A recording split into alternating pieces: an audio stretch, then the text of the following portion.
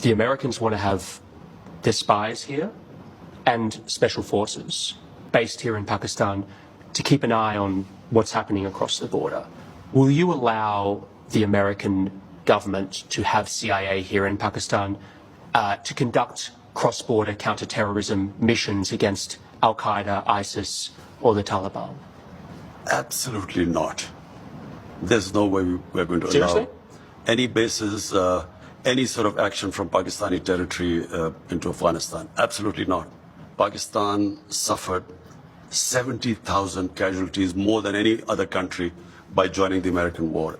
We cannot afford any more military actions from our territory. We will be partners in peace, not in conflict. The American military right now is discussing doing airstrikes potentially to support the Afghan forces against the Taliban.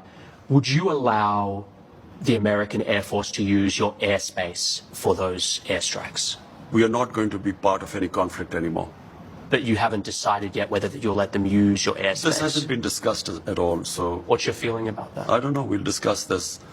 You know, why would the Americans be using bombing Afghanistan after it hasn't worked for 20 years? Why will it work again? Have you spoken to Joe Biden since he took office? No, I haven't. Is there a reason for that? Whenever he has time, he can speak to me. But at the moment, clearly, he has other priorities. What would you say to him if you had a meeting with him? The US has a big responsibility. Most powerful nation in the world. This is almost 1.4 billion people living in the subcontinent. We are held hostage. One dispute in Kashmir, a disputed territory, according to the United Nations Security Council resolutions, there should have been a plebiscite for the people of Kashmir to decide about their own future. That has never taken place. It's festering. It can easily, if the Americans have the resolve, the will, this can be sorted out. Intelligence analysts say that Pakistan has the